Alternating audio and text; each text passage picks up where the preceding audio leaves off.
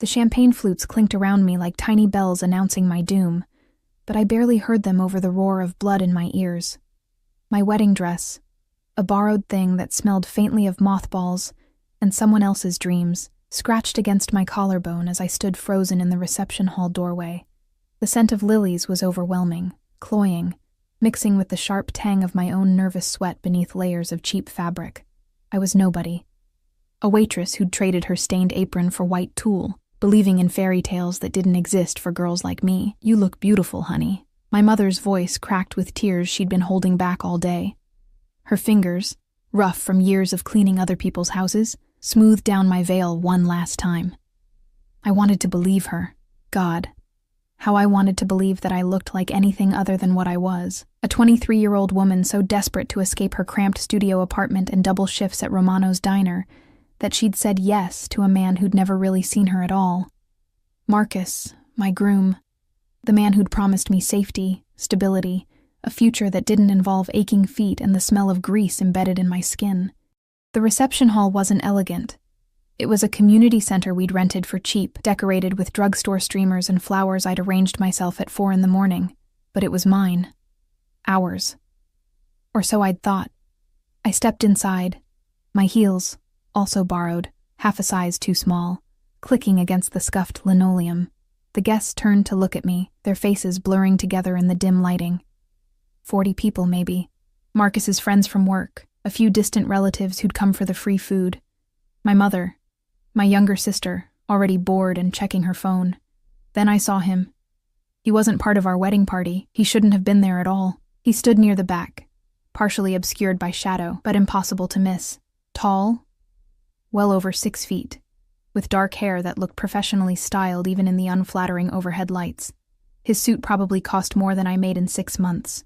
Charcoal gray, perfectly tailored, the kind of fabric that whispered money when it moved. 2 men flanked him, both wearing dark glasses indoors, their postures rigid and alert in a way that made my skin prickle. I didn't know who he was, but something in my chest tightened when his gaze found mine across the room. Dark eyes. Unreadable. Assessing me like I was a puzzle he'd already solved. The moment shattered when Marcus grabbed my hand, his palm clammy against mine. "There you are," he said, his voice tight with something I couldn't identify. Anxiety? Guilt? His smile didn't reach his eyes. "Come on. They're waiting for our first dance."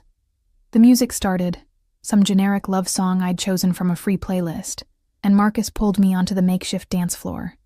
His hands settled on my waist, but they felt wrong, distant, like he was touching me from very far away. "Marcus," I whispered, trying to catch his eyes. "Are you okay?" "Fine." The word came out clipped. "Just tired, long day." But his gaze kept drifting over my shoulder, back toward the entrance, back toward his phone, which he'd checked 3 times during the ceremony. We swayed mechanically. He smelled like the cologne I'd given him for his birthday. Cheap, too sweet, and underneath it, something sour. Fear, maybe. Or regret. "Who's that man in the back?" I asked, nodding slightly toward the stranger who was still watching us. "The one in the expensive suit?" Marcus's whole body went rigid. "Nobody. Just someone from the neighborhood. Don't worry about it." But the way he said it made me worry about everything. The song ended too quickly and too slowly all at once. Applause rippled through the small crowd, half-hearted and obligatory. Marcus kissed my cheek, a dry, brief press of lips that felt like a goodbye, and then his phone buzzed in his pocket. He pulled it out immediately. His face went white. "I have to..." He looked at me, then away, then back at the phone. "I have to take this. Now?" My voice cracked. "Marcus, we're literally at our wedding reception." "It's important." He was already backing away, the phone pressed to his ear. It's about work. I'll be right back. 5 minutes, I promise." He disappeared into the hallway before I could respond, leaving me alone in the center of the room with everyone staring. Heat crawled up my neck. My sister looked away, embarrassed for me. My mother's expression crumbled. 5 minutes became 10, then 20. I stood there like an idiot, still holding my wilted bouquet, while guests began helping themselves to the buffet I'd spent my last paycheck on. The DJ played another song to fill the awkward silence. Someone laughed too loudly. Someone else whispered behind their hand. The man in the expensive suit hadn't moved. He was still watching me with those dark, unreadable eyes. Finally, I couldn't take it anymore. I gathered my too long skirt in shaking hands and walked toward the hallway, my borrowed heels making angry clicks against the floor. The bathroom door was closed. I could hear Marcus's voice through it, low and urgent. "I know, baby, I know. I'm sorry. I'm so sorry. I never meant to hurt you. Please, just let me explain. Baby." The word hit me like a physical blow. My hand, reaching for the door handle, froze in midair. "I love you," Marcus was saying, his voice breaking. "I've always loved you. This wedding, it was a mistake. I know that now. I was confused. I was scared. But seeing you at the hospital, knowing you needed me..." I pushed the door open. Marcus spun around, his face red and tear-streaked. The phone was still pressed to his ear. For a moment, we just stared at each other. Him guilty and caught, me trying to understand what I was hearing. "I have to go," he said into the phone. Not to me. To whoever was on the other end. "I'll call you back." Who was that? My voice sounded strange, hollow, like it was coming from someone else's body. "Babe?" "Who was?" "That." He swallowed hard. "It's complicated. We just got married 30 minutes ago." I was shaking now, the bouquet trembling in my grip. "Uncomplicated. It's..." He ran his hand through his hair, destroying the careful styling we'd paid for. "It's Sarah, my ex. She's in the hospital and she called. And Your ex." The words tasted like poison. "You left our wedding reception to talk to your ex. She needed me. I needed you." The shout ripped out of me before I could stop it.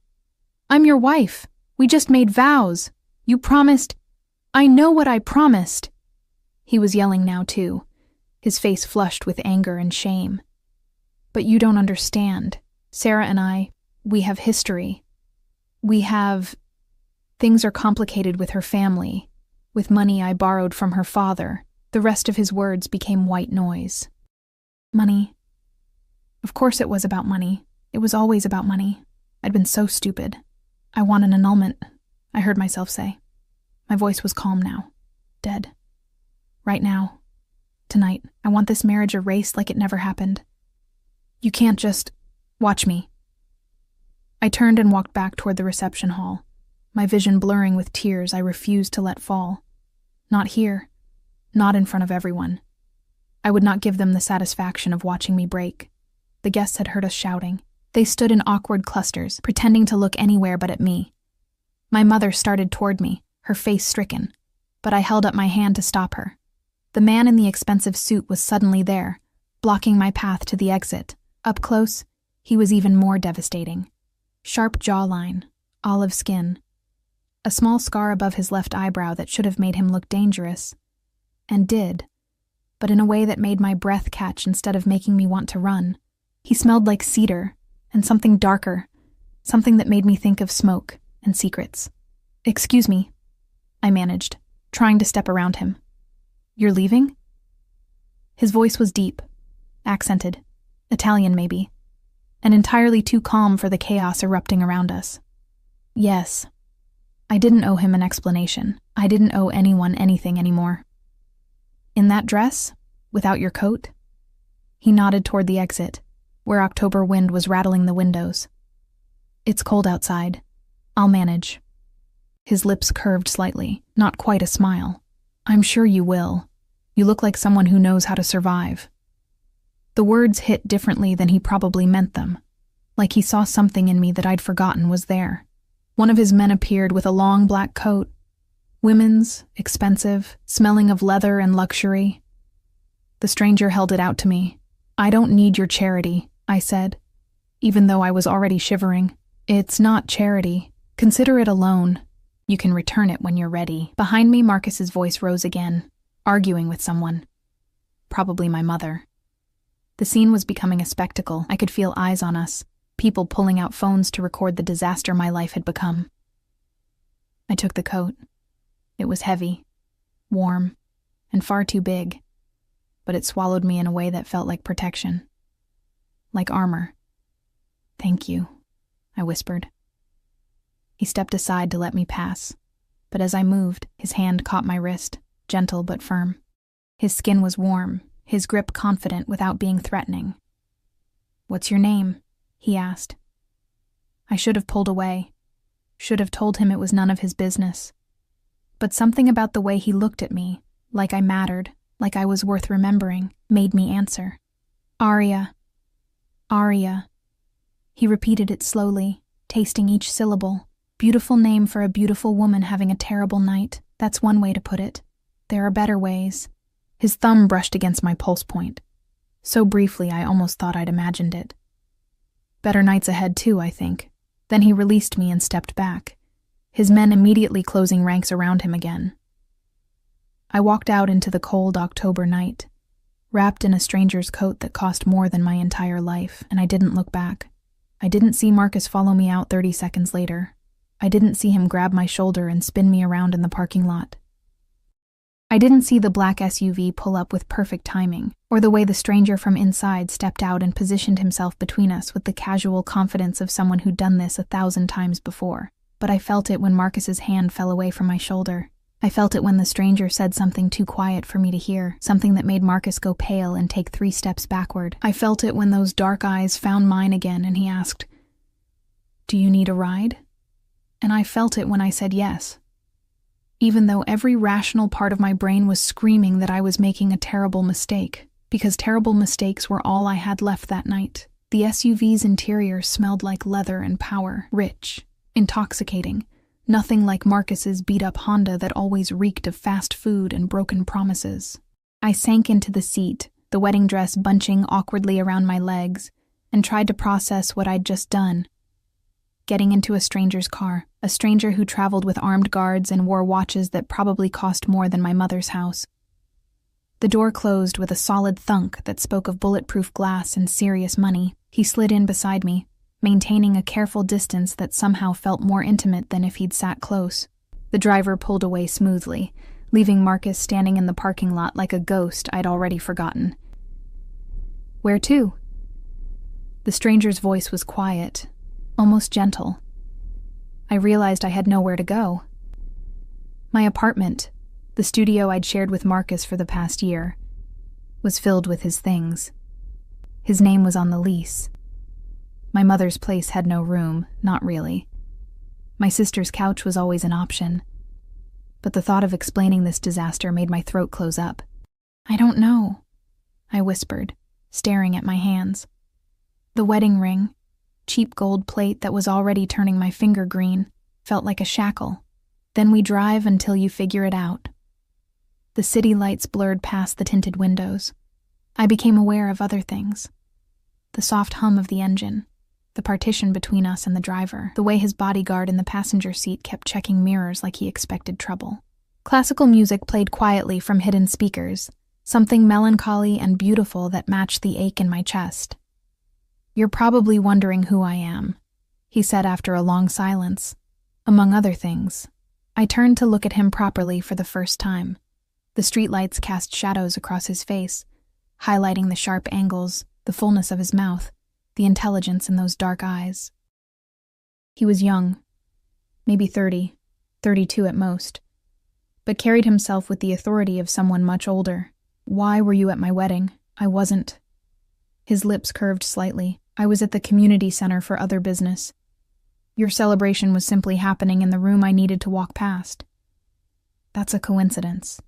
"I don't believe in coincidences." Neither did I, not anymore. "What kind of business?" I asked, even though I suspected I didn't want to know the answer. He studied me for a long moment, like he was deciding how much truth I could handle. "The kind that requires discretion and trust. The kind that most people pretend doesn't exist, even though it runs beneath every city like veins beneath skin." A chill ran down my spine that had nothing to do with the temperature. "You're in the Mafia." It wasn't a question. He didn't deny it. Such an ugly word for a complicated reality. He shifted slightly, and I caught the glint of something metallic beneath his jacket. A gun. Of course he carried a gun. "My name is Dante Salvatore. My family has protected the city's interests for 3 generations. Protected. Such a careful word choice. And what do you want with me? My voice came out steadier than I felt. You don't help random strangers out of the goodness of your heart. Men like you don't have random moments of kindness. Men like me. He seemed amused by that. What do you think you know about men like me, Arya? Enough to know I should get out of this car. And yet you're not asking me to stop. He was right. I wasn't.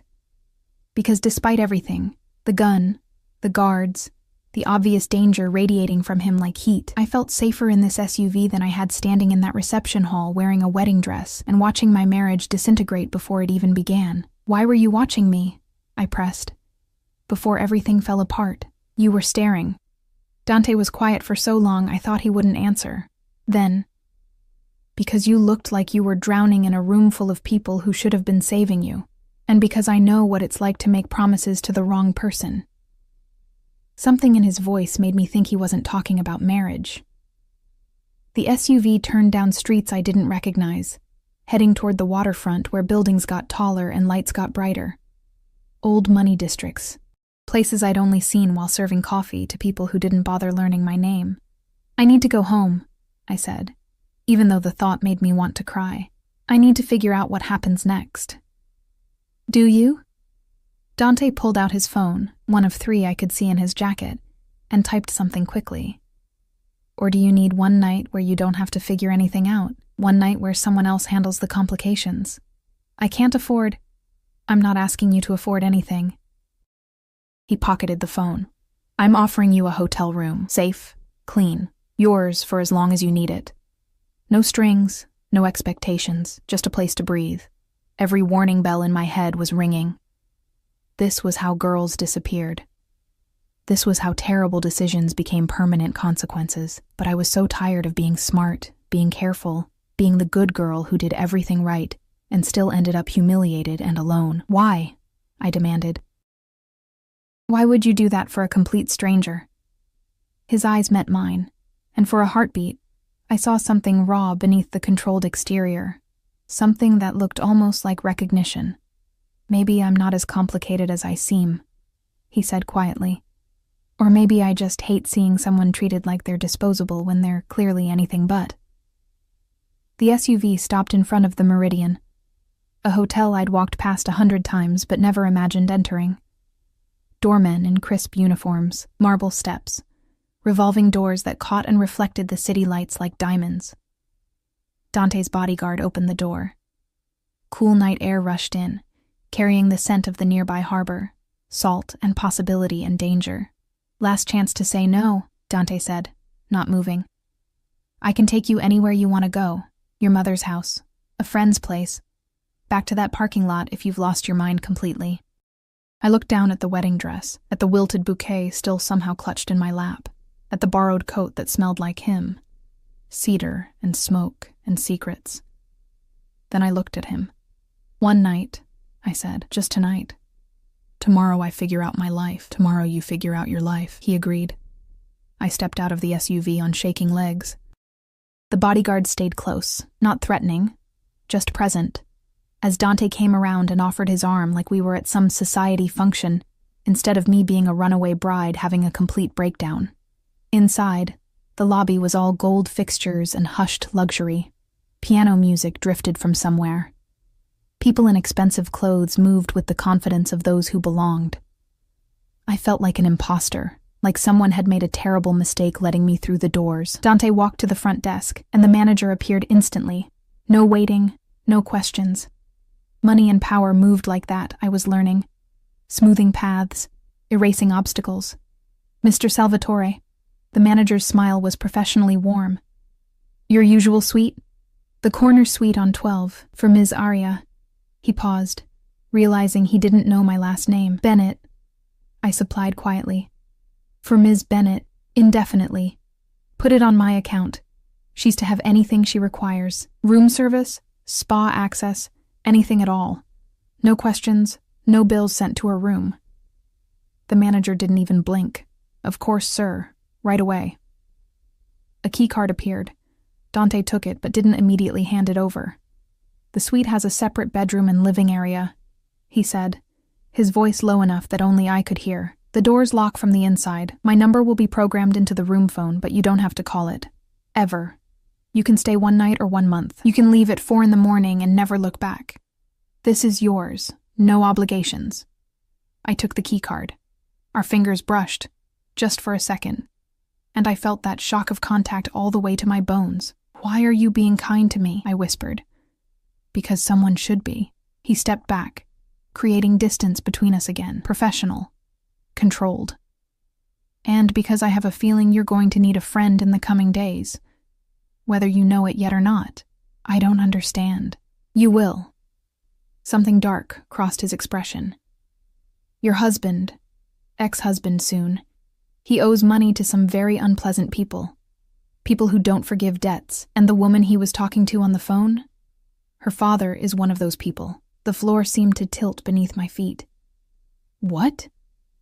"Marcus Chen borrowed $200,000 from Vincent Rossi 6 months ago. Mr. Rossi's daughter, Sarah, was your husband's girlfriend before you. The money was supposed to be for a business investment. Instead, Marcus used it for—" Dante's jaw tightened.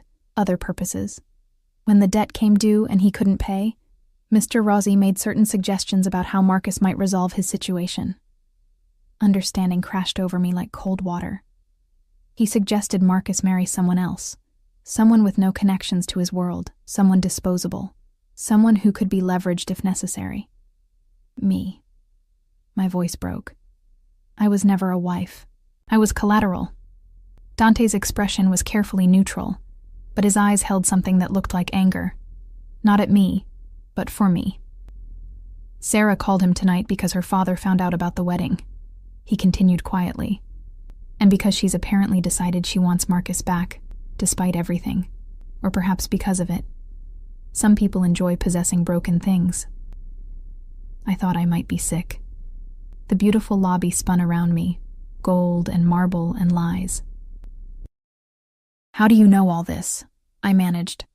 "Because Vincent Rossi operates in my city, and because I make it my business to know who owes what to whom." He paused. "Also because Marcus tried to borrow money from my organization 2 weeks ago. We declined." "Why?"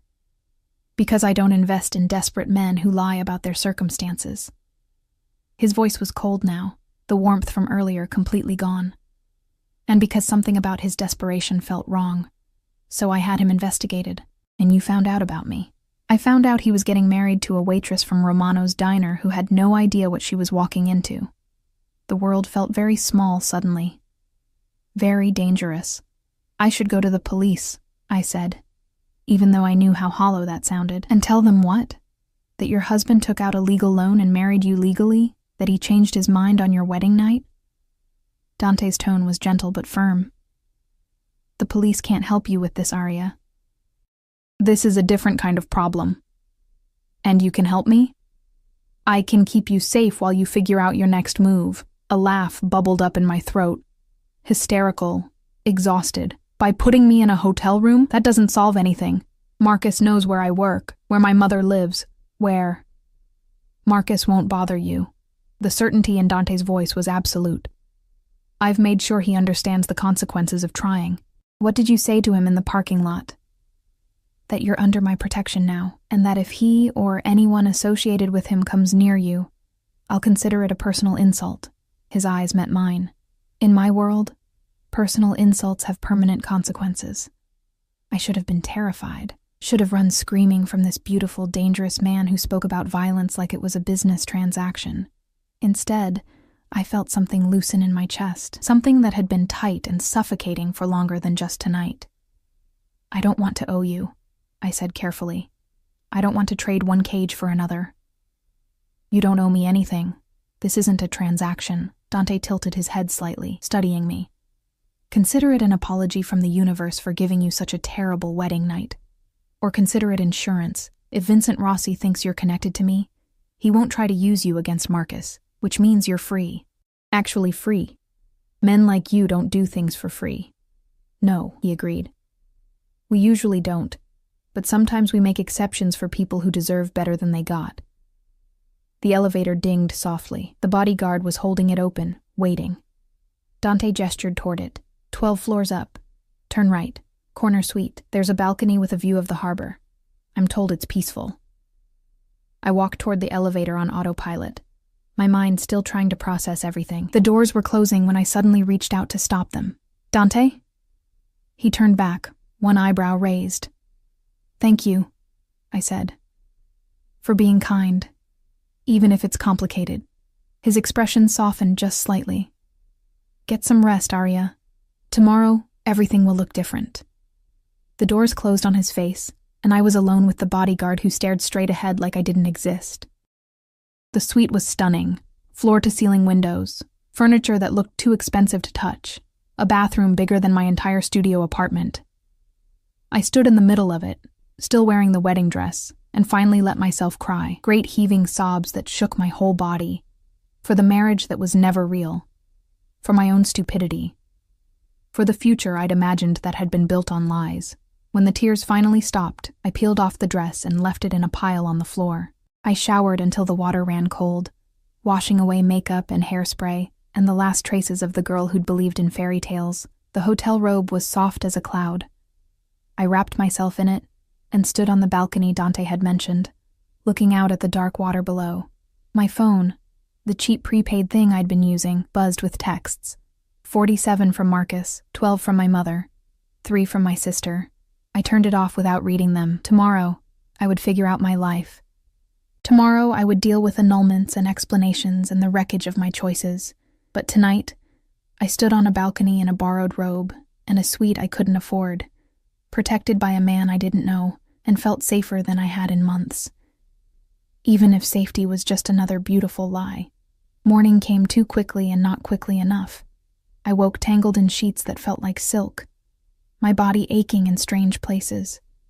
Stress, I realized. The physical manifestation of a life imploding. Sunlight streamed through windows I'd forgotten to close, painting the suite in shades of gold that made everything look like a dream I'd eventually wake from. My wedding dress still lay crumpled on the bathroom floor like a dead thing. I wrapped myself in the robe again and found a breakfast cart outside my door. Silver domes covering plates of food I hadn't ordered, strawberries, pastries, eggs prepared 3 different ways. Coffee that smelled like heaven. A small card rested against the coffee pot. Eat. Rest. You're safe. D. His handwriting was precise, controlled, just like everything else about him. I should have been suspicious, should have questioned why a Mafia boss was sending me breakfast and kind notes. But my stomach was growling, and the strawberries looked perfect, and I was so tired of being the responsible one who questioned everything. I ate on the balcony, watching the city wake up below. People rushing to jobs, living normal lives, unaware that some of us had our entire existences shatter overnight. My phone, still turned off, felt like a bomb waiting to explode, but I couldn't hide forever. 53 new messages. I scrolled through them with numb fingers. Marcus. Please let me explain. Marcus, it's not what you think, Marcus. I love you, Marcus. Where are you? We need to talk. Marcus. You can't just leave like this. Marcus, Arya, please. I'm worried about you. The last one made me laugh. A bitter, ugly sound. He was worried. How considerate. My mother's messages were worse somehow, full of concern and confusion, and that particular brand of disappointment that only mothers could perfect. What happened? Marcus says you left. Please call me. I need to know you're okay. People are asking questions. What should I tell them? What should she tell them? That her daughter had married a man who saw her as a convenient solution to his gambling debts? That fairy tales were just stories people told to make poverty feel temporary? I was composing a response, something vague and reassuring, when someone knocked on the door. My heart jumped.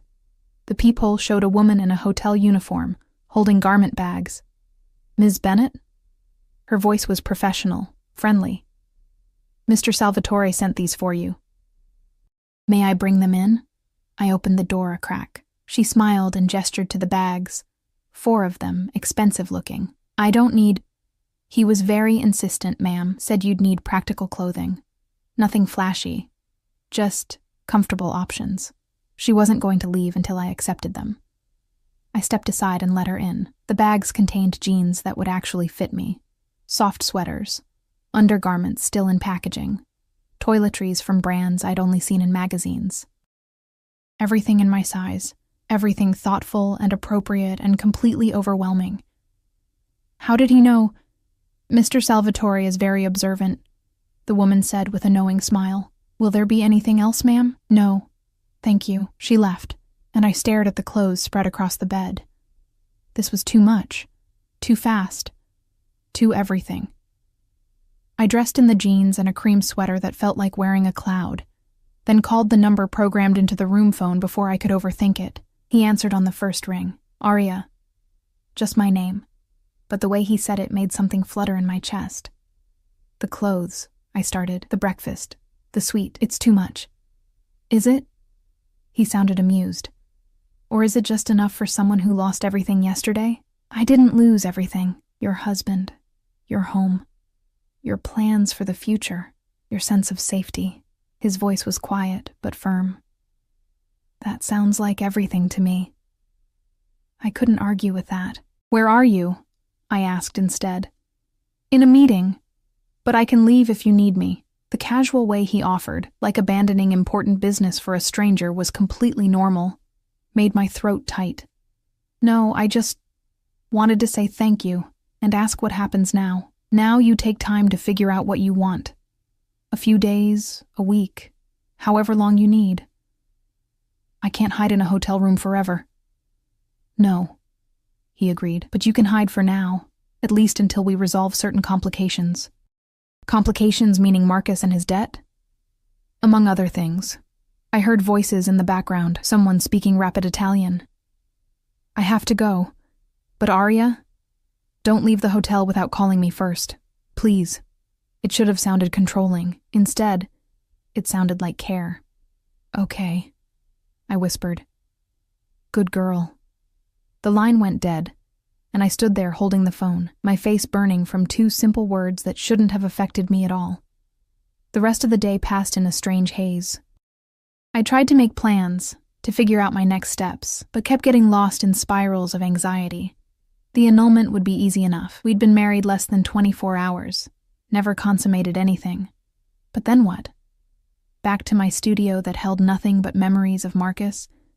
Back to double shifts and the smell of grease and customers who snapped their fingers for refills? By evening, I was crawling out of my skin. The suite felt like a beautiful cage. I needed air, movement, something to remind me I was still real. I ventured down to the hotel bar, just for one drink, just to be around people who weren't in my head. The space was dark and sophisticated, all leather booths and soft jazz. I perched on a bar stool and ordered vodka on the rocks because wine felt too romantic and beer felt too sad. Rough day? The bartender was young, sympathetic. You could say that. Well, you're in the right place. This vodka could strip paint. I laughed despite myself. The drink burned going down. Perfect. I was halfway through my second when someone slid onto the stool next to me. Male cologne, expensive. A suit that whispered money. You're the girl from 12, the man said. Not a question. Salvatore's latest acquisition. I turned to look at him. Handsome in a bland way, with cold blue eyes and a smile that didn't reach them. I'm not anyone's acquisition. No, he gestured for the bartender to bring him scotch. That's not what it looks like. Dante Salvatore doesn't put women in corner suites because he's feeling charitable. My skin prickled with warning. I don't know what you think you know. I know Salvatore's reputation. I know he likes beautiful things. And I know he doesn't share. The man's eyes raked over me in a way that made me want to shower. But maybe you're the exception. Maybe you're tired of being locked up in that room like a princess in a tower. I think you should leave. I think I should introduce myself. Vincent Rossi Jr. He extended his hand like this was a normal social situation. My father is the man your husband owes money to, which makes us practically family. My blood turned to ice. Vincent smiled at my reaction. There it is. The fear. Don't worry, sweetheart. I'm not here to collect. I'm here because I'm curious about what Salvatore sees in you. What makes you worth protecting. I don't know what you're talking about. No? Dante didn't tell you he's declared you off limits? That anyone who touches you answers to him personally? Vincent leaned closer, and I could smell alcohol on his breath. That's practically a marriage proposal in our world. So either you're fucking him or you're bait for something bigger. I'm neither. I stood up on shaking legs. And I'm leaving. His hand shot out and grabbed my wrist, tight enough to hurt. I don't think so. See, your disappearing act last night caused problems for my sister. Sarah really wants your husband back, and she always gets what she wants. Let go of me. Or what? You'll call Salvatore? He's in a meeting with the commission, won't be available for hours. Vincent's grip tightened. Plenty of time for us to get better acquainted. The bartender had conveniently disappeared. The few other patrons weren't looking our way. I was alone with a man who saw me as leverage, as entertainment, as something to be used. Terror clawed up my throat. Then someone cleared their throat behind us, a polite, almost gentle sound. Vincent's head whipped around, and his face went pale.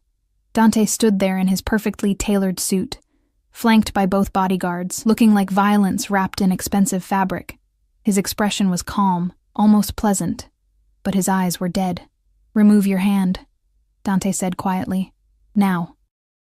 Vincent released me so fast I stumbled. "Salvatore, I didn't know. We were just talking." "You were touching what's mine." Dante's voice never rose above conversational, but somehow it filled the entire bar. After I made it very clear what would happen if anyone tried. It was just conversation. It was assault, and threat, and violation of territory. Dante moved closer, and Vincent actually backed up. 3 transgressions. Normally I'd require payment for each.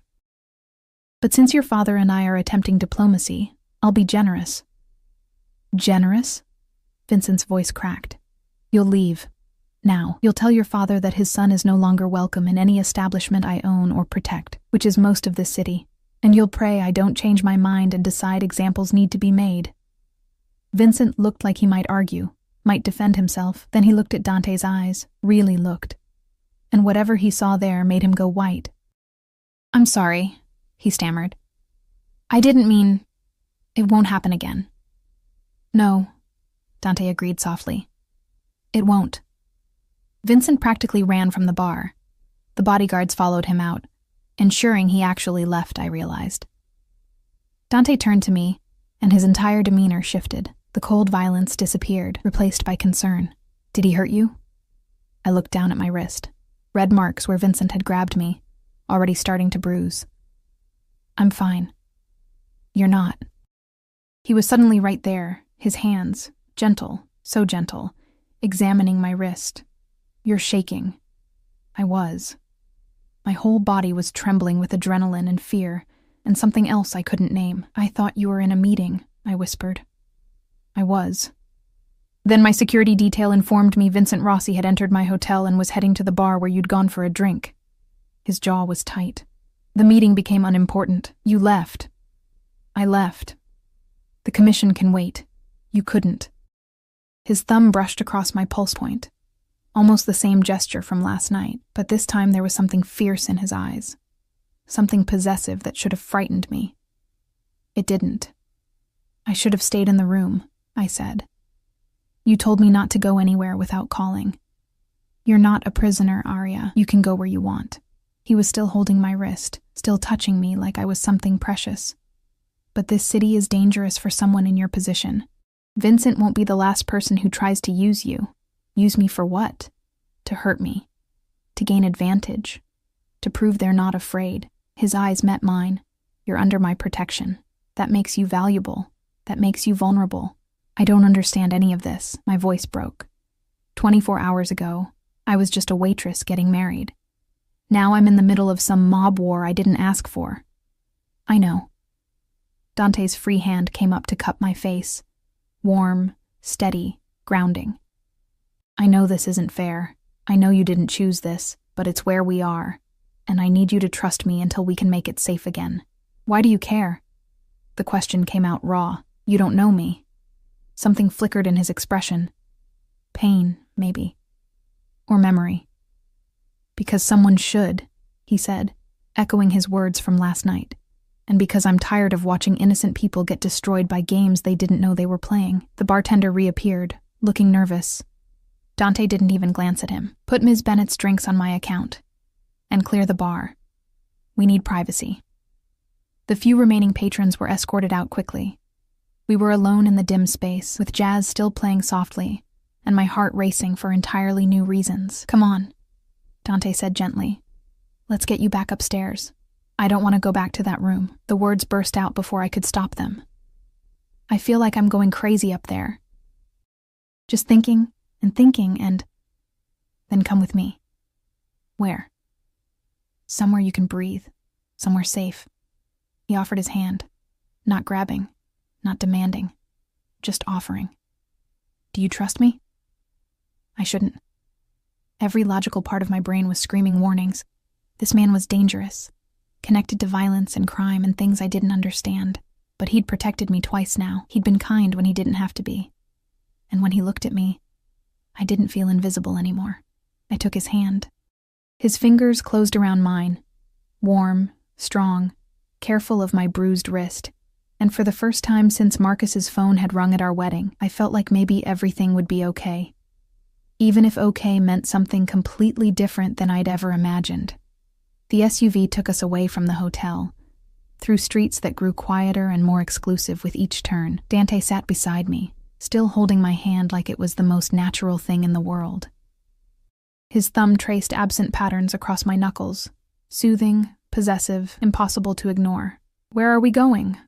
I asked as buildings gave way to gated estates. My home, where I can keep you safe without hotel staff gossiping about Vincent Rossi cornering you in the bar. Won't people gossip more if I'm at your house? His lips curved slightly. My people don't gossip. They value their lives too much. It should have been a joke. It wasn't. The gates opened before we even stopped. Tall, wrought iron, with security cameras I could see, and probably a dozen I couldn't. The driveway wound through manicured grounds that belonged in magazines. Then the house came into view, and I forgot how to breathe. It wasn't a house. It was an estate. All stone and glass and elegant lines that managed to look both modern and timeless. Lights glowed warm in windows. Fountains sparkled in the courtyard. It was the kind of place that made my studio apartment feel like a cardboard box. This is where you live? My voice came out smaller than I intended. One of the places. Dante helped me out of the SUV, his hand steady at the small of my back. I have apartments in the city, a house upstate, but this is home.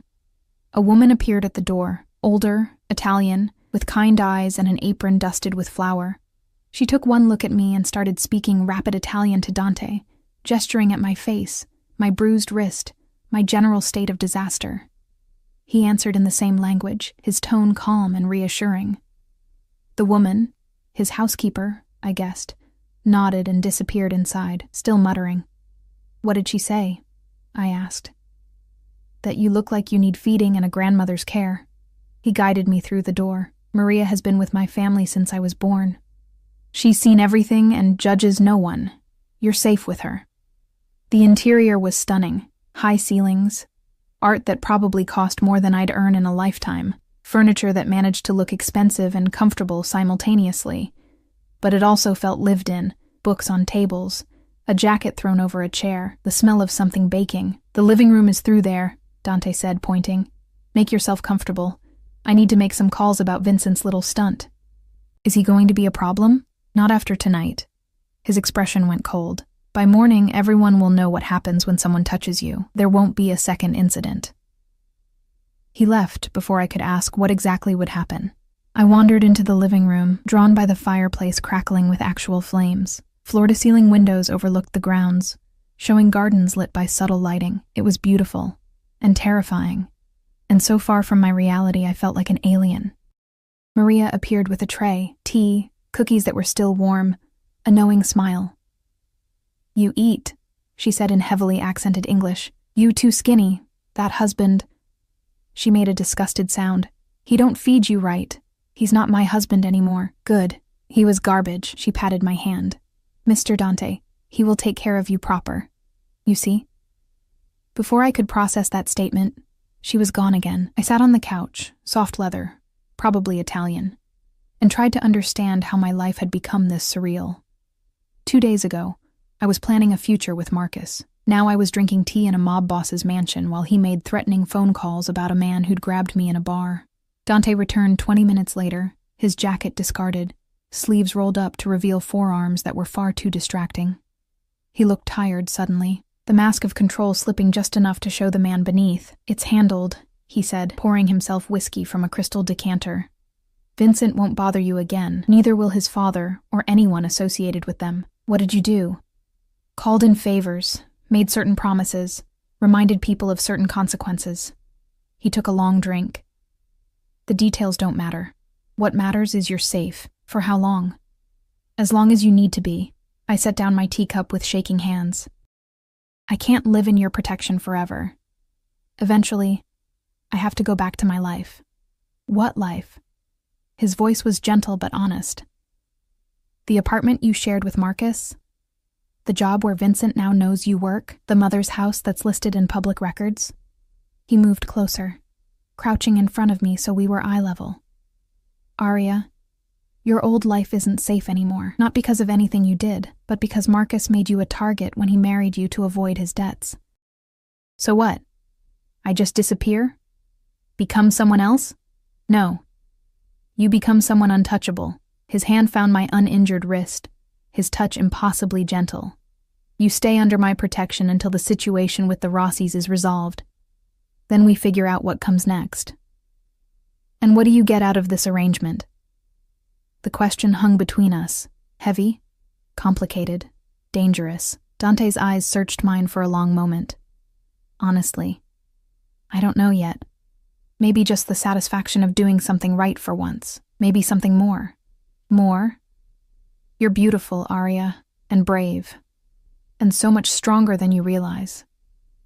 His thumb brushed across my pulse point again, that gesture that made my breath catch. "I'd be lying if I said I didn't want to know you better, want to know what you look like when you're not drowning. Want to—" He stopped himself, jaw tightening. "Want to what?" "Want to keep you." The words came out rough. "Not as protection. Not as obligation. Just keep you."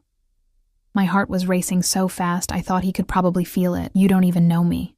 I know you married a man to escape poverty and he treated you like collateral. I know you walked out of your wedding with your head high even though you were breaking apart. I know Vincent Rossi grabbed you and you were ready to fight instead of freeze." His other hand came up to cup my face. "I know enough to know I want more." "This is crazy." "Yes." "You're a criminal." "Yes." "I should be terrified of you, probably." His eyes held mine. "Are you?" I should have been. Every rational thought said run, but all I felt was heat and safety and something that felt dangerously like desire.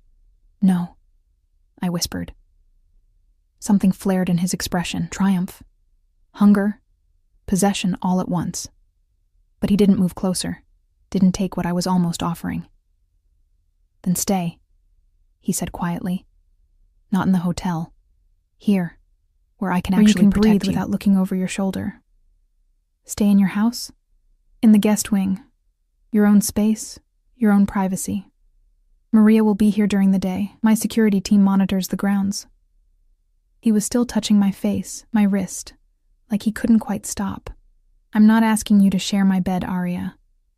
I'm asking you to let me keep you safe until you're ready to face the world again. And if I'm never ready, then you stay forever." He said it like a vow. "I have enough space, enough money, enough power to make sure you never have to worry about anything again." It was too much. Too fast. Too everything. But I was so tired of being alone. So tired of being afraid. And when Dante looked at me like that, like I was something precious instead of disposable, I wanted to believe in impossible things again. "Okay," I heard myself say. "I'll stay. For now." His smile was like sunrise. Rare, beautiful, transformative. "Come on," he said, standing and offering his hand again. "Let me show you your rooms." The guest wing was bigger than my entire apartment had been. Bedroom, bathroom, sitting area, a balcony overlooking the gardens. Clothes already hung in the closet, more thoughtful choices in my size, casual and comfortable and expensive. "How did you—" I called ahead while you were drinking tea." He leaned against the doorframe, watching me take it all in. "Maria's daughter is your size. She sent over some things to tide you over until we can get you a proper wardrobe." "I don't need a proper wardrobe. Everyone needs clothes that make them feel like themselves. Even temporary refugees from terrible marriages." I laughed despite myself. He smiled at the sound. "Get some rest," he said softly. "Tomorrow we'll figure out the annulment paperwork. Maria will make you breakfast, and if you need anything at all, my room is at the end of the hall." "Where's your room?" "Directly above yours." His eyes held mine. "Close enough to hear if you call, far enough to give you space. And if I don't want space," the question escaped before I could stop it. Dante went very still. "Then you come find me," he said, his voice rough. "But Arya, don't come unless you're sure, because if you show up at my door, I won't be noble about turning you away. I'll give you exactly what you're asking for, and I don't do anything halfway." Heat flooded through me. Want, need, something that felt like madness. "Noted," I managed. He pushed off the doorframe and walked away, his footsteps echoing on the hardwood. I stood there, trembling, wondering what I'd gotten myself into. The bed was massive and comfortable, but I couldn't sleep. Every time I closed my eyes, I saw Marcus's face when he left me for that phone call. Vincent's hand on my wrist. Dante's eyes when he'd said he wanted to keep me. Around midnight, I gave up and wandered downstairs, drawn by light coming from what looked like a library. Dante sat in a leather chair, papers spread around him, reading glasses perched on his nose, such a normal detail that it made him seem almost human. He looked up when I entered, not surprised. "Couldn't sleep?" "Too much thinking." "Come here." He patted the couch nearby, not his chair, giving me space while offering company. I curled up on the couch, tucking my feet beneath me. The fire was dying down, casting dancing shadows across the room. "Can I ask you something?" I said after a while. "Anything.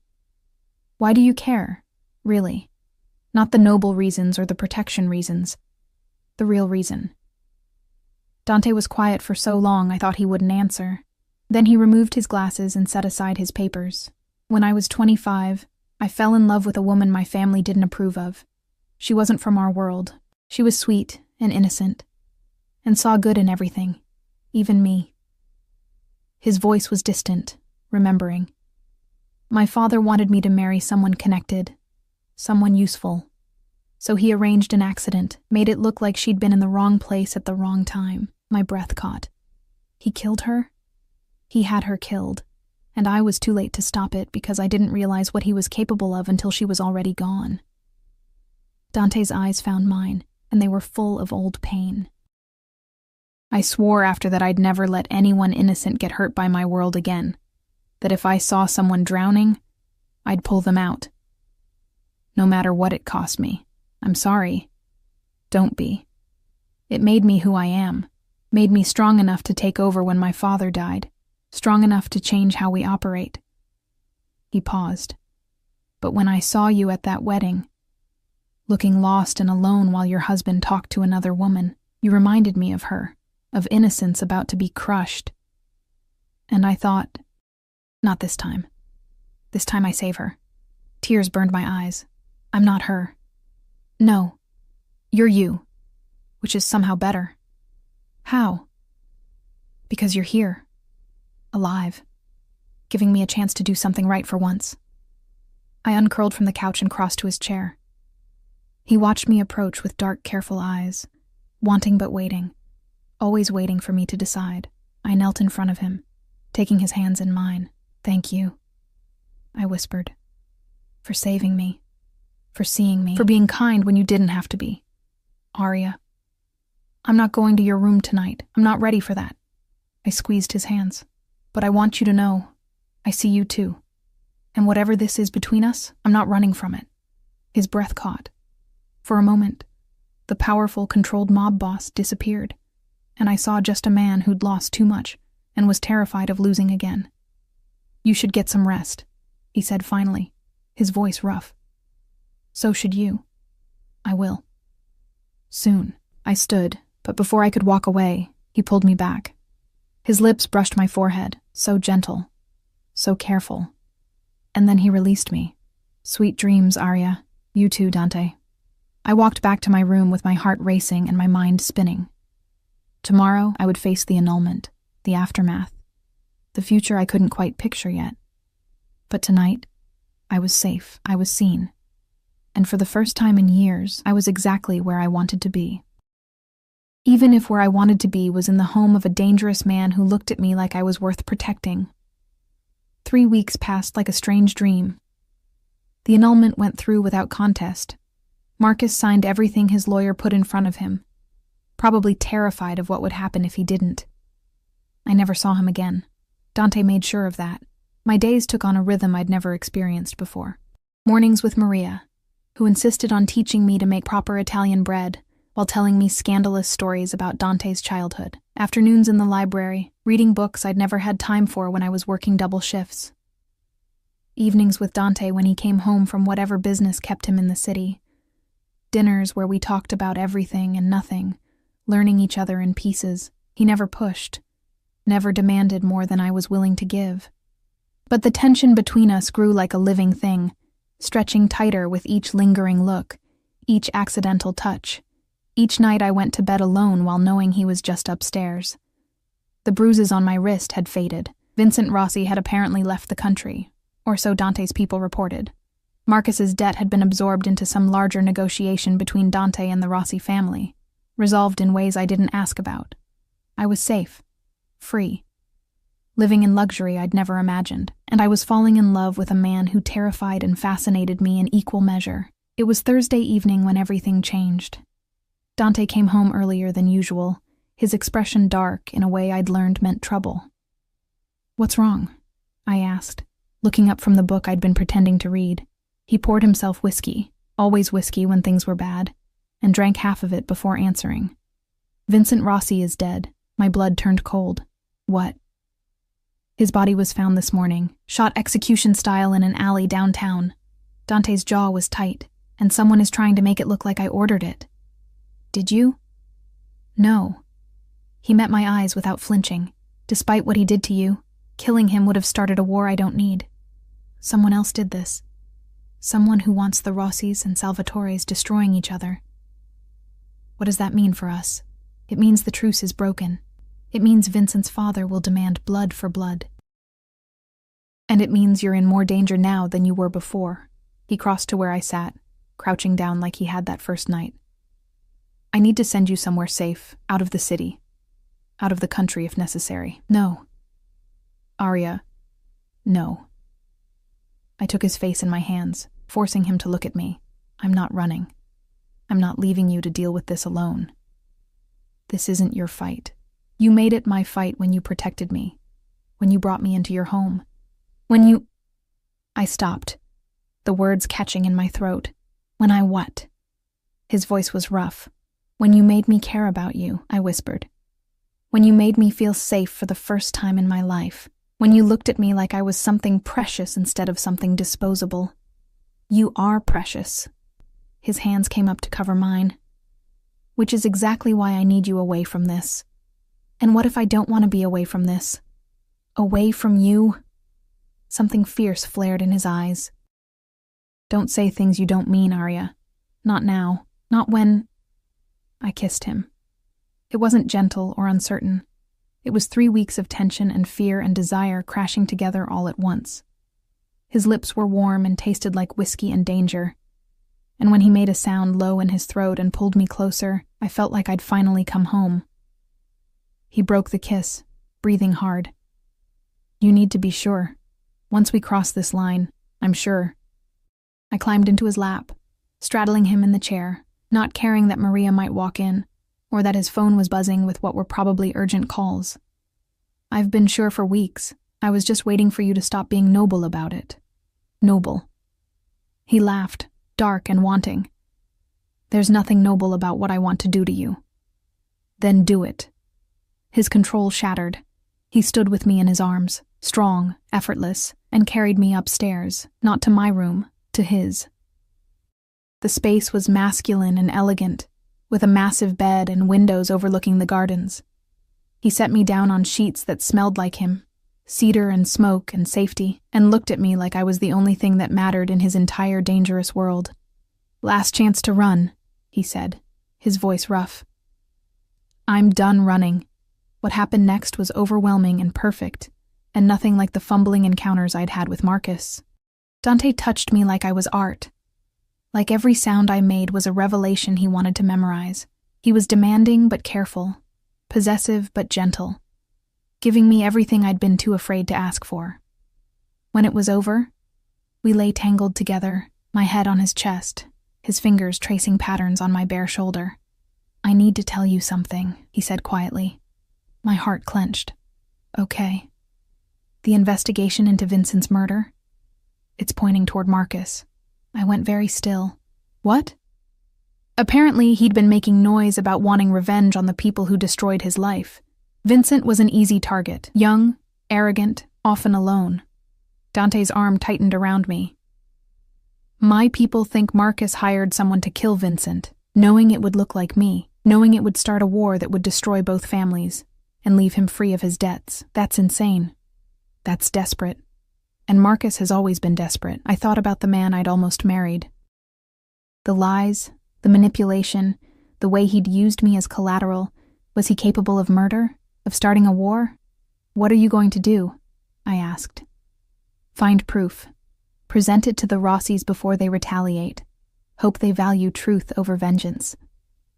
He pressed a kiss to my hair. "And keep you safe while I do it. I want to help." "Absolutely not."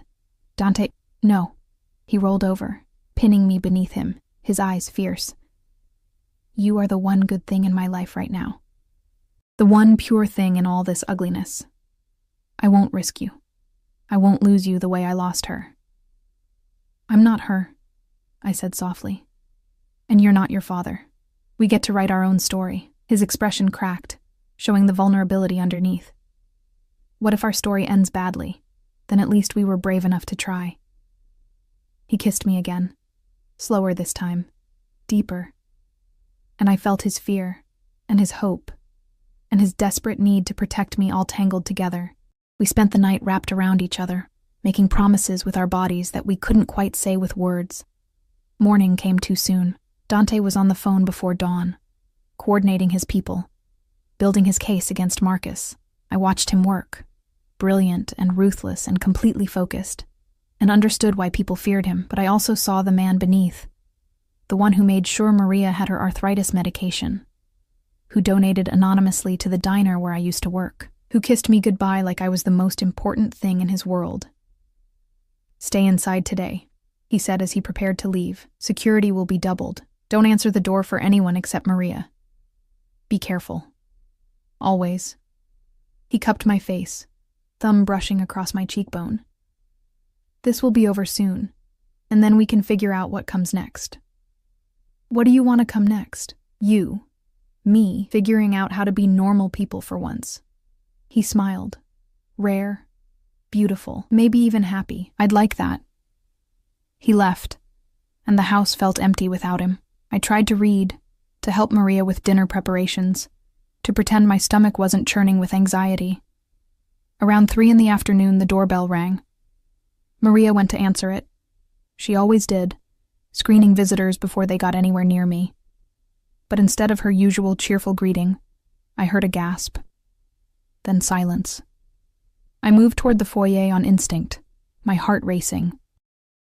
Marcus stood in the doorway, wild-eyed and holding a gun.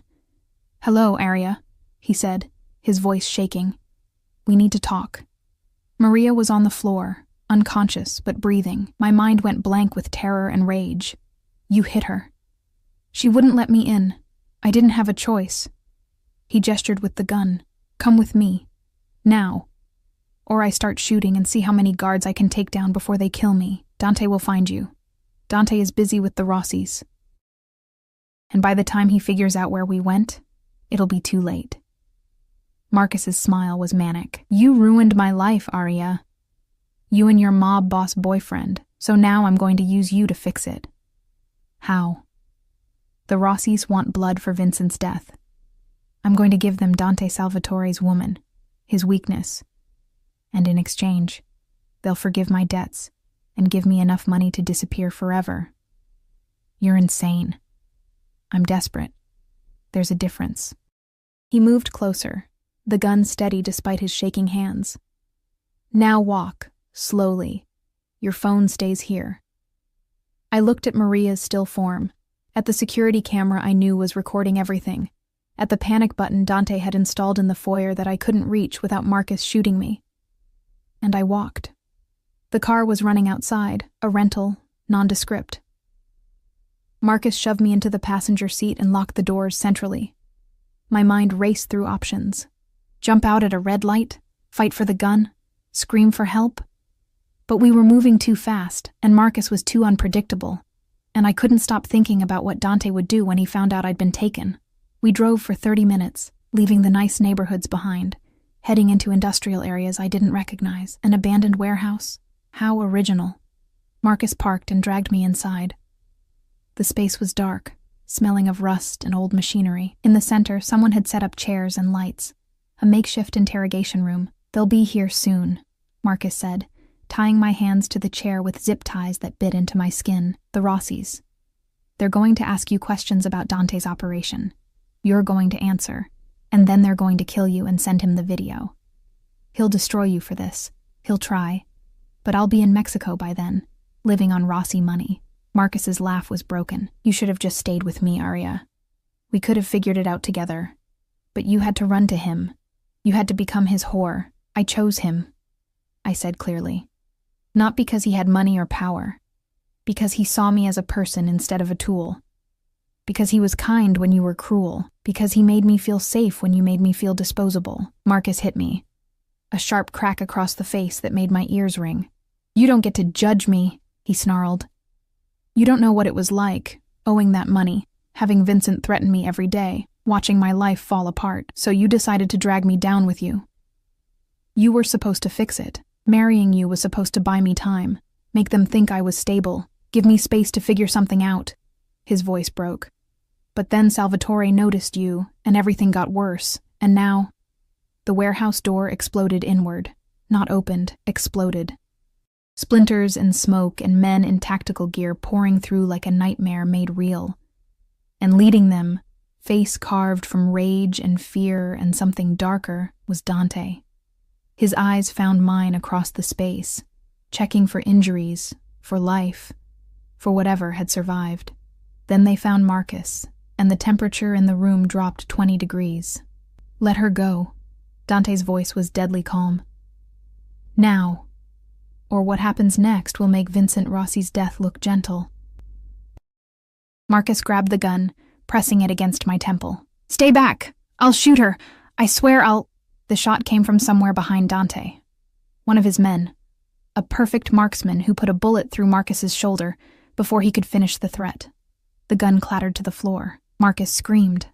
Then Dante was there, cutting through my zip ties with a knife that appeared from nowhere, pulling me into his arms so tightly I could barely breathe. I've got you, he said against my hair. You're safe. I've got you. I clung to him, shaking, trying not to cry and failing completely. Behind us, his men were securing Marcus, reading him his rights. Actual police rights, I realized dimly. Real cops mixed in with Dante's security team. You called the police? I managed. For this? Yes. Dante pulled back enough to examine my face, his thumb gentle on the bruise Marcus had left. He kidnapped you, assaulted you, attempted murder. I want him in prison for the rest of his life, not just dead in an alley. How did you find me? Security footage showed everything. We tracked his car through traffic cameras, and I knew where he'd go. He's not smart enough to be creative. His jaw was tight. I'm sorry I didn't get here sooner. You got here in time. That's what matters. We watched as the police took Marcus away, still screaming about debts and fairness and how none of this was his fault. I felt nothing watching him go. No regret, no sympathy. Just relief that it was finally over. The Rossies? I asked as Dante helped me to his car.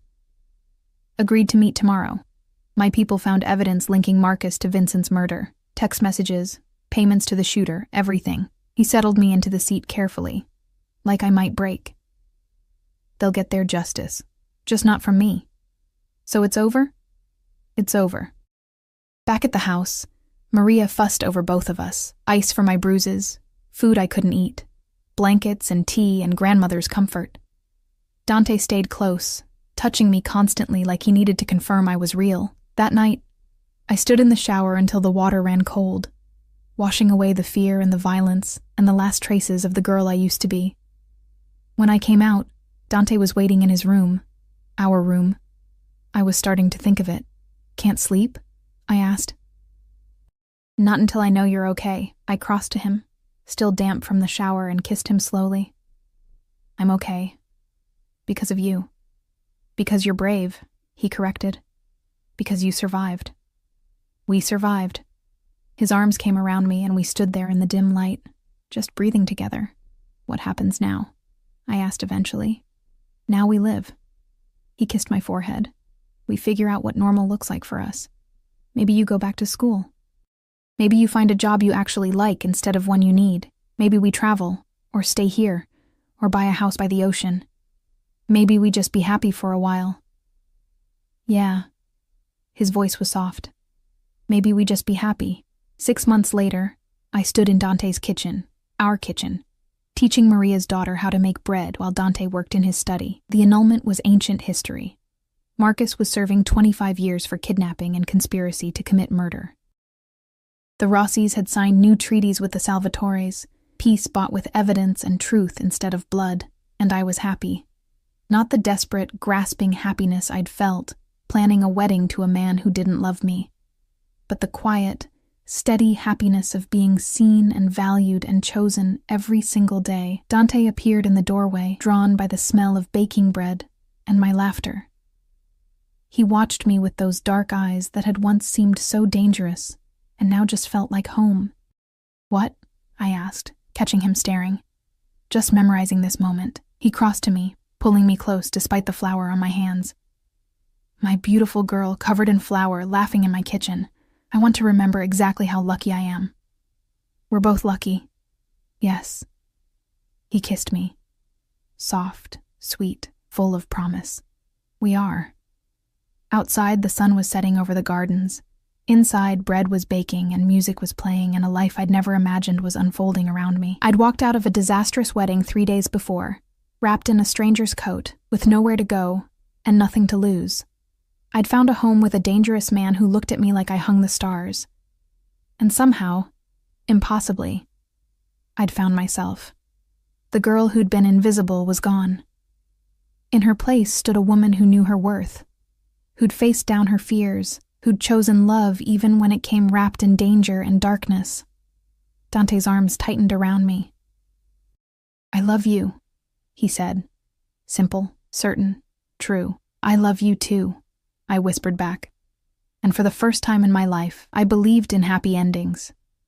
Not because they were easy or simple or what I'd expected, but because we'd fought for ours, we'd survived the worst and chosen each other anyway, and that was the best kind of ending there was.